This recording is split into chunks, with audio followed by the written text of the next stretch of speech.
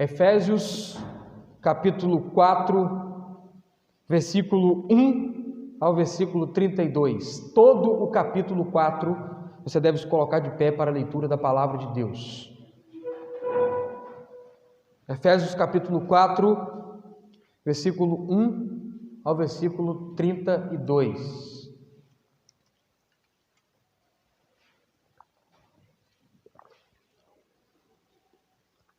Amém? Portanto, como prisioneiro do Senhor, rogo-vos que andeis como é digno da vocação que foste chamados, com toda humildade e mansidão, com longanimidade, suportando-vos uns aos outros em amor, procurando guardar a unidade do Espírito no vínculo da paz. Há um só corpo, um só Espírito, como também fostes chamados em uma só esperança da vossa vocação. Um só Senhor, uma só fé, um só batismo, um só Deus e Pai de todos, o qual é sobre todos e por todos e em todos. Mas a graça de Deus foi dada a cada um de nós segundo a medida do dom de Cristo. Por isso diz: subindo ao alto, levou cativo o cativeiro e deu dons aos homens. Ora, isto se subiu, o que é senão o que também antes desceu às partes mais baixas da terra? Aquele que desceu é o mesmo que subiu acima de todos os céus para cumprir todas as coisas. E ele mesmo deu uns para apóstolos, outros para profetas, outros para evangelistas e outros para pastores e doutores, tendo em vista o aperfeiçoamento dos santos, para o desempenho do ministério, para a edificação do corpo de Cristo, até que todos cheguemos à unidade da fé e do pleno conhecimento do Filho de Deus, à perfeita varonilidade, à medida da estatura da plenitude de Cristo, para que não sejamos mais meninos inconstantes, levados ao redor por todo o vento de doutrina, pelo engano dos homens, que com astúcia induzem ao erro. Antes, seguindo a verdade em amor, cresçamos em tudo naquele que é o cabeça, Cristo, do qual todo o corpo bem ajustado e ligado pelo auxílio de todas as juntas, segundo a justa operação de cada parte, faz o seu próprio aumento para a edificação de si mesmo em amor. Portanto, digo isto, e testifico no Senhor, para que não andeis mais como andam os outros gentios, na vaidade do seu pensamento, entenebrecidos do entendimento, separados da vida de Deus pela ignorância que há neles, pela dureza do seu coração, tendo se tornado insensíveis, entregaram-se à dissolução para com avidez cometerem toda sorte de impureza. Mas vós não aprendestes assim a Cristo, se é que ouvistes e nele fostes ensinados, conforme a verdade em Jesus, que, quanto ao trato passado, vos despojeis do velho homem, que se corrompe pelas concupiscências do engano, e vos renoveis do espírito do vosso entendimento, e vos revistais do novo homem, que segundo Deus é criado em verdadeira justiça e santidade. Pelo que, deixai a mentira, falar a verdade, cada um com o seu próximo, pois somos membros uns dos outros. Irai-vos e não pequeis, não se ponha o sol sobre a vossa ira, e não deis lugar ao diabo. Aquele que furtava, não furte mais, antes trabalhe, fazendo com as mãos o que é bom, para que tenha com que repartir ao necessitado. Não saia da vossa boca nenhuma palavra torpe, mas só que for para promover edificação, conforme a necessidade, para que beneficie aos que a ouvem. E não entristeçais o Espírito Santo de Deus, no qual fostes selados para o dia da redenção. Toda amargura e ira, e cólera, e gritaria, e blasfêmias, e toda malícia sejam tiradas de entre vós. Antes, sede uns para com os outros benignos, compassivos, perdoando-vos uns aos outros, como também Deus vos perdoou em Cristo Jesus. Deus, fale conosco, por graça, por misericórdia, em nome de Jesus. Nós precisamos ouvir a Tua voz e que o Seu Espírito Santo nos capacite a praticar toda a Sua verdade, Senhor. Em nome de Jesus. Amém. Podeis assentar.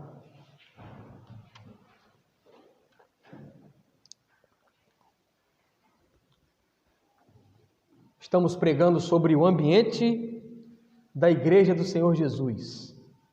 Já preguei 3 sermões em Atos dos Apóstolos. Hoje estou olhando para Efésios e vou continuar até parar no último domingo do mês, onde eu começarei a falar sobre os pilares da Reforma Protestante.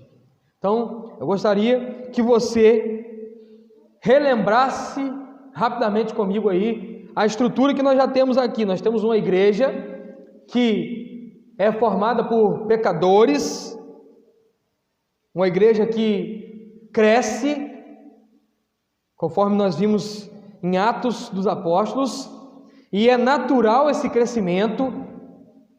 Deus, Ele enche os seus apóstolos, capacita eles, e então agora prepara, a igreja para o crescimento. A igreja vai crescer. Lucas, ele registra em Atos o crescimento da igreja. Ele mostra a prática da igreja. Nós vimos também que esse ajuntamento chamado igreja, essa bênção chamada igreja, ela não está isenta de passar por problemas. Pecadores reunidos sinceramente diante do Senhor ainda correm riscos de cometerem os seus pecados e de terem as suas lutas, as suas desavenças, ao ponto de que somos convidados por esse texto de Efésios a ir mortificando o velho homem, deixando para trás as coisas do velho homem, se despindo do velho homem, para que então venhamos servir uns aos outros, revestidos do novo homem. Nós vimos que existem problemas pontuais na vida da igreja. Em Atos teve, quanto à divisão de recursos para as viúvas, o que fazer. Então a igreja, ela dá atenção, ela vai cuidar daqueles seus erros, das suas dificuldades, das suas provações, das suas desavenças, para se ajustar o corpo ser bem ajustado, e então crescer, continuar crescendo. Jesus, ele disse no seu ministério aqui na terra, João capítulo 13, versículo 35, nisso conhecerão que sois meus discípulos, se tiverdes amor uns para com os outros. Quando Jesus, ele ora por nós, em João capítulo 17, versículo de número 21, se você quiser, e é bom que fique como os bereanos com a Bíblia aberta, ele vai dizer, para que todos sejam um, como tu, ó Pai, o és em mim, e eu em ti, que eles também sejam um em nós, para que o mundo creia que tu me enviastes. Atos capítulo 1, versículo 8, vai dizer, então recebereis, o quê? Poder, ao vir sobre vós o Espírito Santo, e sereis minhas testemunhas, tanto em Jerusalém, como na Judéia e Samaria, e até os confins da terra. Jesus, ele ora pela igreja. Deus envia Jesus para, com a sua vida e obra, garantir a existência da igreja. Sobre esta verdade edificarei a minha igreja. Qual verdade? Tu és o Cristo. A igreja está edificada em Cristo. E agora em Atos, Deus envia o Espírito Santo para quê? Para capacitar a igreja, para dar a dinâmica do reino na igreja. As portas, as chaves do reino já estão na mão da igreja, e agora a igreja vai ter a dinâmica do reino, que não é só crescer, não é só ter números, não é só ter gente. Nós temos que tratar de gente, nós temos que cuidar, nós temos que amar, nós temos que receber, e discipular, nós temos que receber, discipular e batizar, nós temos que receber, discipular, batizar e direcionar, e enviar, e capacitar. Se a igreja fosse só abrir o templo à noite e fazer um culto, meu irmão, seria muito fácil. Seria muito confortável para os cristãos isso.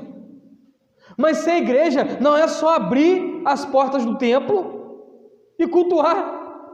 E embora esse seja o ápice da igreja, o ajuntamento solene, a reunião dos santos, cultuando em uníssono, adorando a Deus, e na adoração edificando uns aos outros, e receber a palavra de forma especial, explicada, exposta. Igreja não é só isso. Ser igreja é uma dinâmica em que pecadores se achegam, são confrontados com o Evangelho, a serem ajustados conforme o que o Senhor Jesus Cristo nos ensinou, e então nós olhamos para como as igrejas que Paulo instrui, a igreja de Atos, como elas viviam, e nós buscamos exercer isso.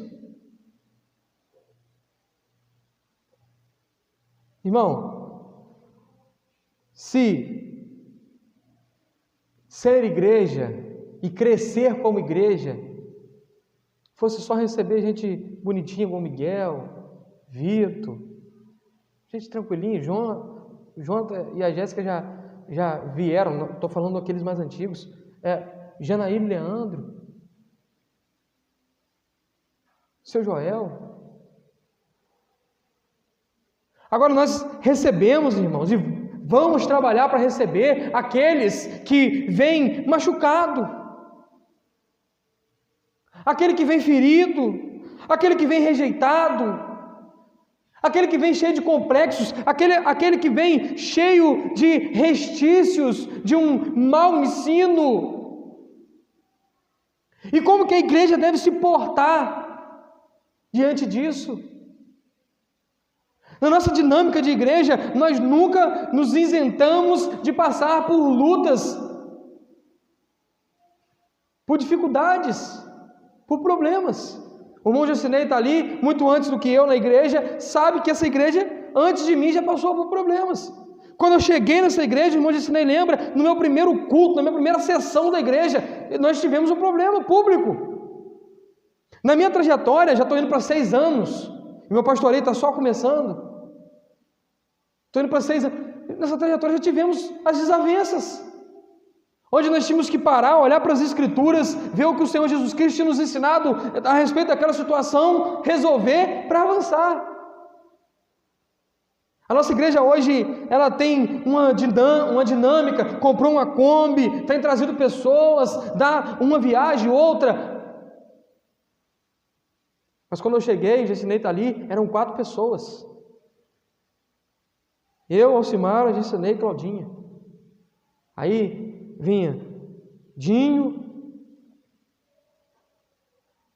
poucos, né, Cinei? Seu Beto, Dona Cremilda, Tamires. Esse era o grupo da igreja, 8 pessoas. Culto de quarta-feira, nós tínhamos 4, 5. Nós fomos trabalhando com empenho, com zelo, com dedicação na palavra. Eu não criei nenhum tipo de programação atrativa. Até hoje eu não fiz um evento para encher a igreja. O único evento que é do calendário da igreja é a nossa cavalgada evangelística, onde nós temos um propósito de evangelizar, de pregar o evangelho para um público específico na qual a igreja está inserida.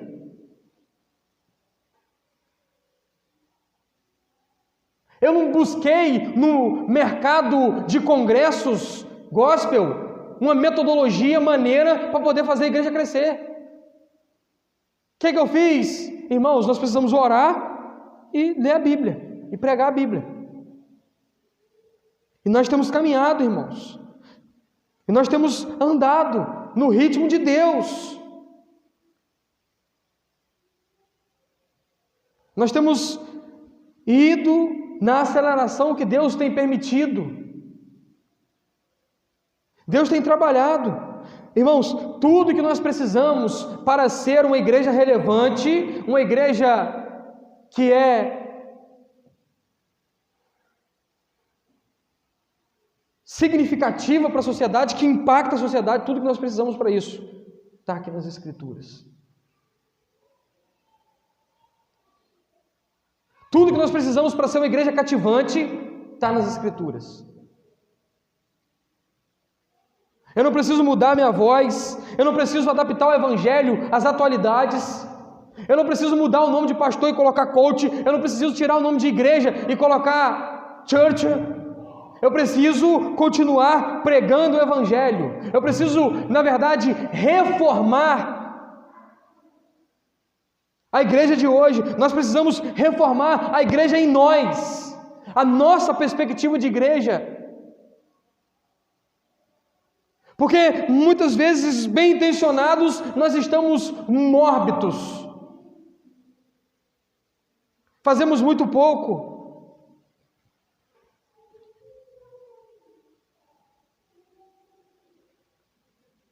As nossas expectativas, elas não passam de conseguir ser um religioso que consegue entregar o dízimo todo mês e ler a Bíblia pelo menos uma vez por semana e orar pelo menos nas refeições. A nossa perspectiva em ser uma igreja relevante não pode estar somente baseada naquilo que nós vamos criar de estratégia para colocar comida na boca de quem está com fome. A nossa perspectiva para ser uma igreja relevante está na centralidade do Evangelho, quando uma igreja decide brilhar a luz de Cristo. E aí há um impacto. Em Atos 1:8, nós temos a igreja que está capacitada. Qual a capacitação? O Espírito Santo de Deus, o poder dele. Em Atos 2, versículo 47, o que acontece com a igreja?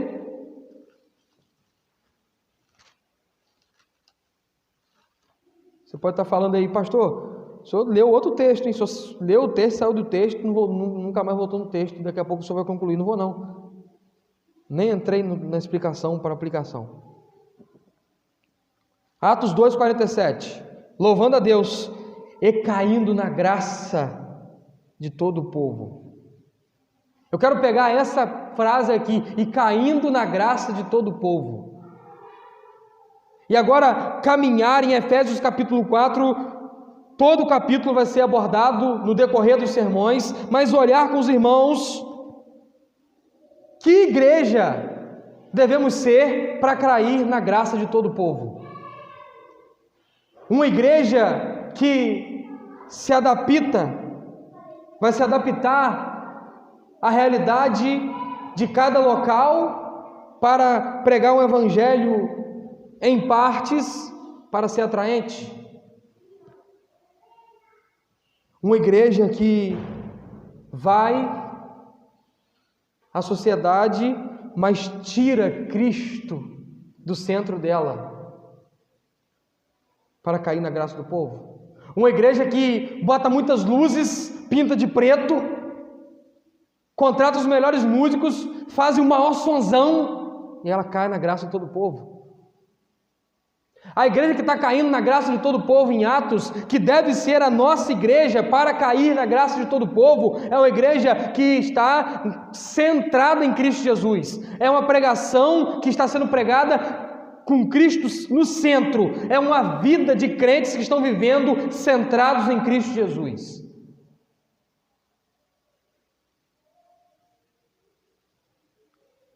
Eles caíram na graça de todo o povo porque eles estavam empenhados em viver como Cristo ensinou e como se Cristo fosse voltar amanhã. A igreja se enraizou, a igreja se sistematizou, a igreja virou uma boa empresa, bem administrada, e isso é importante, se administrar bem os recursos, as documentações, e para isso que Deus levanta cada um para o seu devido lugar, para que essa igreja, esse corpo, ele seja bem ajustado. Ele está mostrando isso.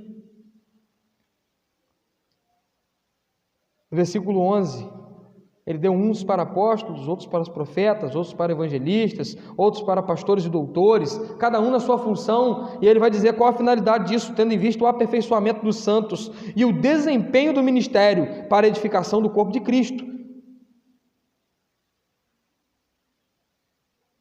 Você precisa entender isso aqui, que cada um deve estar no seu lugar, bem ajustado no corpo de Cristo, e ele vai dizer, não tem mais de um corpo. A igreja não tem dois corpos. A igreja não é uma aberração de dois corpos com uma cabeça só. E nem um corpo só com duas cabeças. O Papa e Cristo. A igreja é um corpo perfeito. Ele diz no versículo 4, há um só corpo e um só Espírito. Como também fostes chamados em uma só esperança da vossa vocação. Um só Senhor, uma só fé, um só batismo, um só Deus e Pai de todos, o qual é sobre todos e por todos e em todos. O problema é que a igreja dividiu o lugar de Cristo no corpo. E para isso exige-se de um pastor que tem um currículo extraordinário. Ele tem que ter teologia, psicologia, sociologia, filosofia, história. Ele tem que ser pós-graduado, ele tem que conhecer muito. Por quê? Nós precisamos de alguém que seja um cabeção na igreja. E aí, Cristo, dá um espacinho aí, porque nós sabemos que o Senhor está meio ultrapassado, né? Reforma já. A igreja, ela se acomodou no fato de terem divisões. Eu tenho um bom ministério de jovens, e aí os jovens só vão no culto de jovens.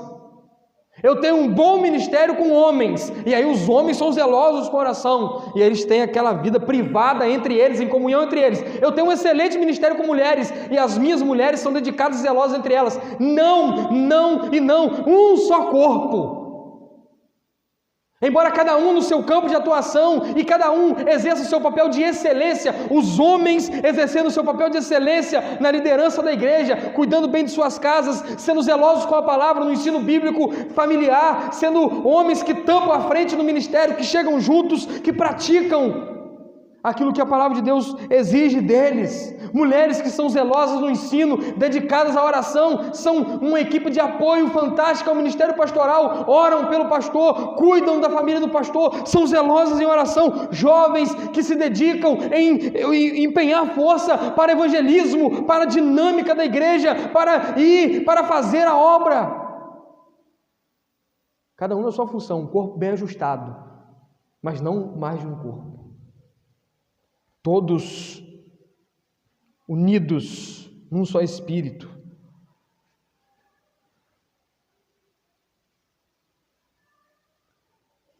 É difícil, né, irmãos? Cada um tem um jeito, cada um tem um gosto,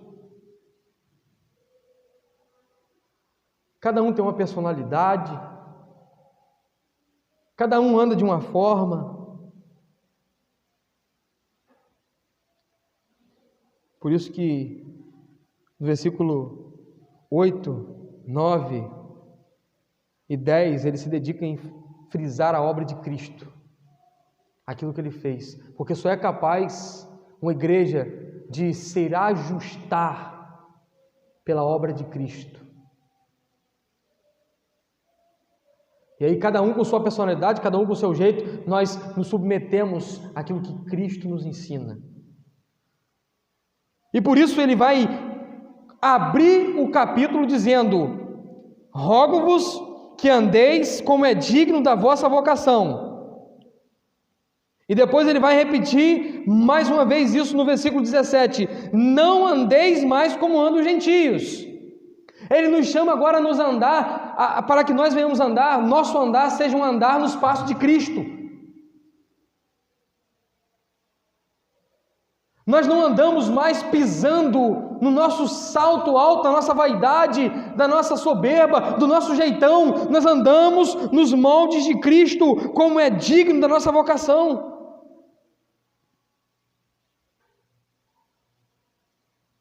Nós nos submetemos à vontade dele, aquilo que ele quer, aquilo que ele traz para nós, aquilo que ele nos ensina.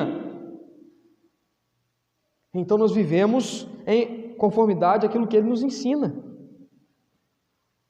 Porque Cristo, irmãos, ouça bem isso aqui, não foi só a obra e a vida de Cristo que traz para a igreja um resultado direto, imediato, objetivo. Ele mesmo é o cabeça. Ele não fez algo pela igreja, ele é pela igreja. Ele não fez algo pela igreja e instituiu a igreja e falou assim: agora pode ficar aí. Se precisar, me chama.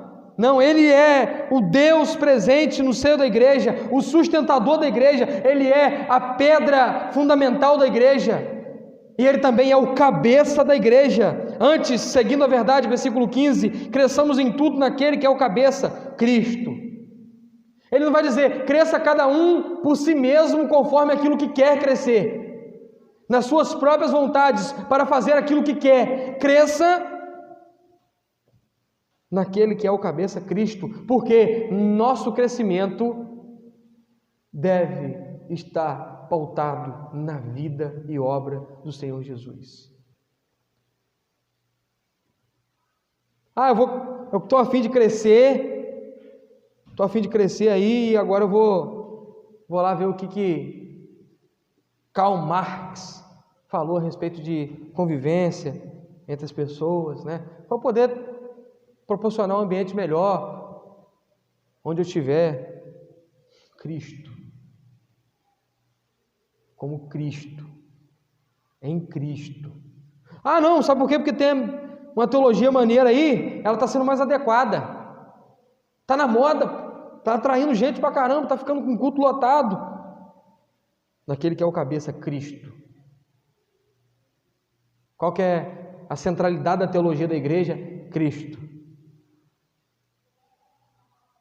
Como que a igreja deve viver? Como Cristo viveu. Como que os membros devem viver? Como Cristo nos ensinou a viver. Sendo servos, humildes. E ele vai dizer a característica daquele que vive numa igreja que vai cair na graça do povo, numa igreja que vai ser relevante e cativante. Versículo 2: com toda humildade e mansidão, com longanimidade, suportando uns aos outros em amor. E aí ele vai frisar isso mais uma vez.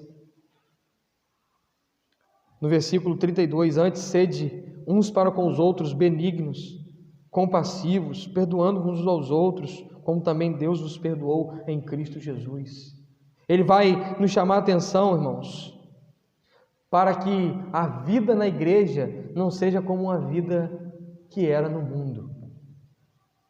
E aí você não está sendo colocado na bronca com os dogmas da igreja. Não, porque a igreja é muito dogmática, muita regrinha, a igreja inventou muita coisa, porque exige muito. Não é bem assim, nós estamos em outro tempo. Meu irmão, o padrão é a Bíblia. É como a Bíblia ensina. E ele vai dizer, há uma dobradiça no texto, versículo 17, portanto, ele usa o portanto. Digo isto e testifico no Senhor, para que não mais andeis como andam os gentios, na vaidade do seu pensamento, entenebrecidos no teu entendimento. Antes nós andávamos assim, irmãos, na nossa vaidade, entenebrecidos no entendimento, separados da vida de Deus pela ignorância que havia em nós, pela dureza do nosso coração. Nós éramos insensíveis e estávamos vivendo uma vida para cometer toda sorte de impureza. Mas aí ele está dizendo, não, em Cristo, e aí ele vai agora trazer o entendimento dos seus leitores originais, e nós precisamos entender isso. Não, em Cristo nós aprendemos diferente. Nós temos uma palavra em Malaquias, muito objetiva nesse sentido. Então vereis outra vez a enorme diferença entre o que serve a Deus e o que não serve. Uma vida na igreja, e as igrejas de hoje, às vezes elas enfrentam muitos problemas, porque elas estão tentando deixar com que os seus membros fiquem confortáveis nos seus pecados. Não, deixa ele assim, mexe nisso não, ele é assim mesmo. Aquilo ali, deixa isso quieto. Mexe nisso não. E aí o cara fica ali sempre arrumando encrenca, encravo, dia após dia, nas mesmas situações. A igreja precisa olhar com graça, com misericórdia, mas ser efetiva em estender as mãos para os pecadores e dizer: vocês podem vir como vocês estão, mas vocês não podem ficar como vocês querem.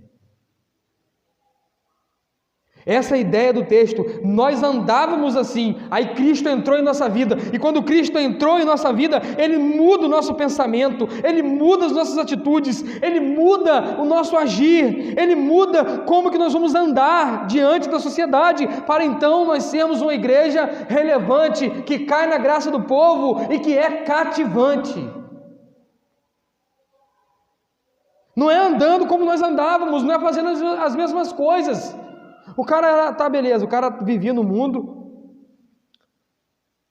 doidado, dava cheque sem fundo, tomava uns goró de vez em quando. Aí o cara se converte, se converteu, né? Veio para a igreja e tal. Aos domingos ele decide então colocar até uma roupa mais adequada para ir no culto. Vai. Comprou uma Bíblia, anda com a Bíblia debaixo do braço no dia de culto, joia, maneiro. Só que ele, no restante da semana, ele continua dando cheque sem fundo, tomando seus goró de vez em quando, mas ele é crente. Ele é o crente da selfie da célula. Crente. Eu me batizei e tudo, cara. E agora tem até uma festa, né? Batismo não chama nem batismo mais. É festa das águas, sei lá que inferno que eles inventaram. Vamos ver a vida do cara. Quinta-feira.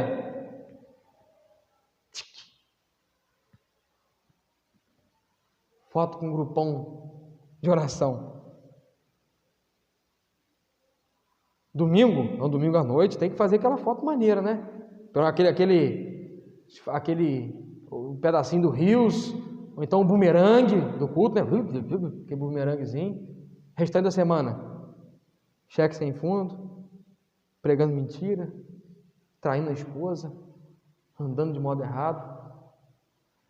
Essa igreja não vai cair na graça do povo nunca, vai cair na língua do povo. E o povo fala. E o povo faz, sabe o quê? Coloca todo mundo num balaio de gato só. Queremos ser uma igreja que cai na graça do povo? Uma igreja relevante? Uma igreja que imprime as marcas de Cristo na sociedade? Sim ou não? Sim? Amém? Agora, todo mundo quer. Você perguntar, meu irmão, qualquer lugar que você for, o cara quer. Mas aí quando você coloca o compromisso que tem que ter para que isso aconteça, rapaz. É difícil, né? Sabe como é que é? A carne é fraca. Carne é fraca, eu sempre falei isso desde a juventude da Jardim do Senhor. A carne é fraca, mas o pecado não é vitamina de abacate. Você deve ter um compromisso de transformação. Esse é o testemunho, e assim o mundo vai ver que Deus enviou Jesus ao mundo. O problema é que ele chama atenção. Eu vou encerrar aqui porque eu vou continuar pregando várias e várias vezes nesse texto. Esse texto é o texto mais atual para a reforma que nós precisamos hoje é esse texto. Nós não precisamos mais de uma reforma que crie uma teologia. Nós precisamos de uma reforma que faça com que cristãos pratiquem o evangelho. Que a igreja seja prática. Não seja uma igreja só do domingo. Ele vai colocar bem assim: mas vós não aprendestes assim a Cristo, se é que o ouviste, e nele fostes ensinados, conforme a verdade em Jesus. Não tem como esperar outro resultado do evangelho que tem sido pregado por aí. Se você tira o ensino de Jesus do evangelho, não é mais evangelho. E o que você vai esperar dos membros dessa igreja? Irmão, o convite do evangelho não é para você ser um crente que bate ponto aos domingos. O convite do evangelho não é para que você tenha o seu lugar cativo no banco da igreja. O convite do evangelho não é para que você tenha uma carteirinha de crente. O convite do evangelho é para que você se converta a Jesus Cristo, aprenda aos pés dele o que ele ensinou e vá viver nessa sociedade depravada, decaída, como um salvo de Cristo Jesus e brilha na luz de Cristo. O convite do evangelho não é para você se tornar um religioso, é para você se tornar um cristão. E quando você se torna um cristão, você vai evidenciar as marcas de Cristo em você. Quanto ao trato do passado, o versículo 22 vai nos chamar a atenção: despojeis do velho homem, que se corrompem pelas suas concupiscências do engano, e vos renoveis do novo homem, que segundo Deus é criado em verdadeira justiça e santidade. Nós não vivemos mais como antigamente. O evangelho, ele te convida a você se tornar um cristão, alguém que segue Cristo, alguém que vive como Cristo viveu.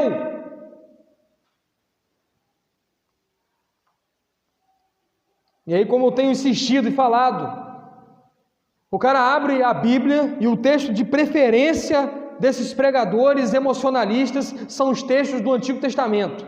Ele abre a Bíblia para falar sobre Davi e fala 20 minutos, não vou falar 1 hora, porque eles não pregam 1 hora, porque cansa.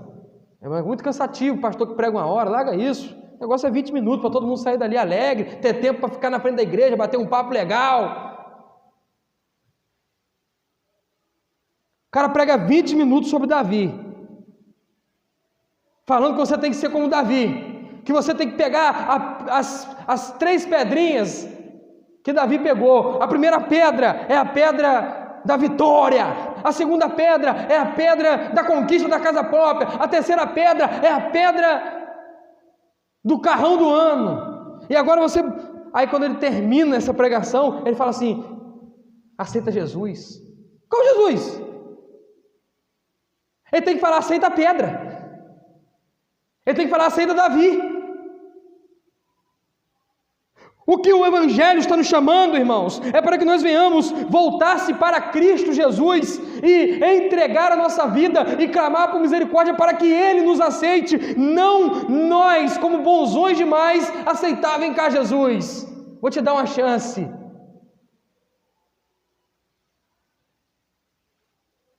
E o evangelho quer impactar a sua vida para que você viva aí nesse mundão como nova criatura.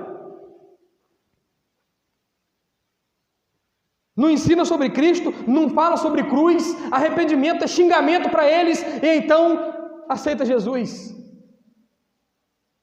O evangelho, a igreja que esse falso evangelho vai produzir é nada mais, nada menos do que uma igreja que vai cair na língua e não na graça do povo. É uma igreja que vai ser motivo de chacota. É uma igreja que vai causar polêmica e não impacto. É uma igreja que vai experimentar escândalos e não avivamento. Irmãos, o convite do Evangelho, à luz do capítulo 4 de Efésios, é muito claro. Venha viver a nova vida em Cristo Jesus. E essa nova vida, você deve praticar o que você aprende.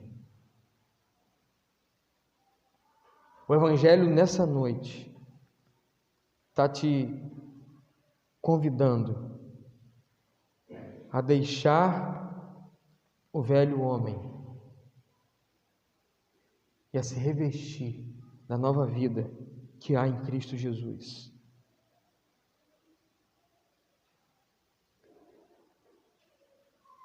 O Evangelho que vai fazer da igreja ser relevante, cativante e cair na graça de todo o povo é o Evangelho de Cristo Jesus. A igreja que vai ser essa é aquela igreja que tem Cristo Jesus no centro. O crente que vai ser o crente que vai cair na graça do povo. E cair na graça, irmão, não é ser palhaço, não. Cair na graça aqui, como que a igreja estava caindo na graça? Ela estava sendo perseguida. Cair na graça aqui o pessoal olhar e falar assim, de fato, eles foram transformados por Cristo. Há evidências claras de uma nova vida. Aquele ladrão está ali no meio daquele povo. Deixa eu ver se ele não está tentando enfiar a mão no bolso de ninguém. Não está, não. Ele está pagando um lanche com o companheiro dele. Que isso?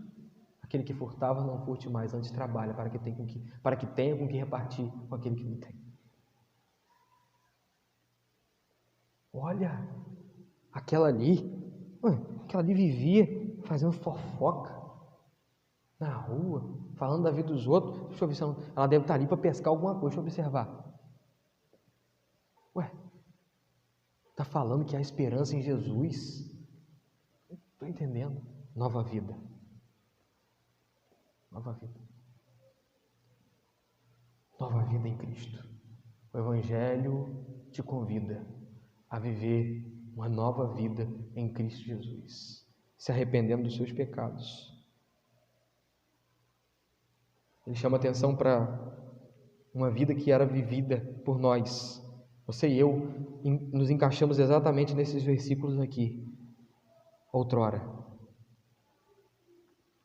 não andávamos na vaidade do nosso pensamento, entenebrecidos no nosso entendimento, separados da vida de Deus pela ignorância, pela dureza do coração, tendo se tornado insensíveis. Nós nos entregávamos no passado à dissolução para com avidez cometer toda sorte de impureza. Aí Cristo entrou em nossa vida, como quer hoje entrar na sua vida, como quer hoje mudar a sua rota.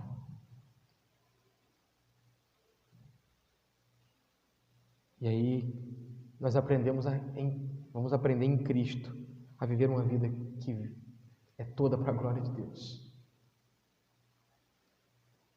Vem já a Cristo Jesus, para que você possa se tornar uma igreja sincera, humilde, uma igreja que quer glorificar a Deus, sendo simples e séria, e então cair na graça do povo. Vem já, há espaço na mesa que o Senhor serviu aqui para que você seja igreja. Vem já, ó pecador, vem já. Feche seus olhos, toda igreja feche os olhos, é um momento da contrição. Ó Deus, trabalhe em cada coração com a sua palavra, que nessa noite, Deus, o seu evangelho puro e simples, pregado, pregação clara, possa ter penetrado corações e que os resultados, ó Deus, sejam vidas que estão decididas a se achegarem a Ti e a viver para a Sua glória.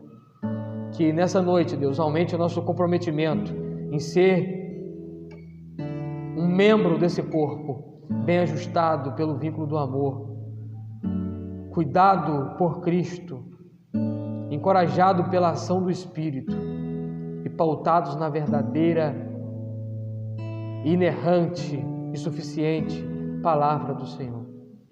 Em nome de Jesus, ó Deus, eu te peço que o Senhor venha cuidar do seu povo, ó Deus, e que nessa noite nós possamos sair daqui abastecidos da Tua palavra, satisfeitos porque ela falou conosco, e certamente que haja em nós um impulso em nossos corações de sermos uma igreja relevante, cativante e que cai na graça do povo, pregando o Evangelho puro e simples do Senhor Jesus. Em nome de Jesus que nós oramos. Amém e amém.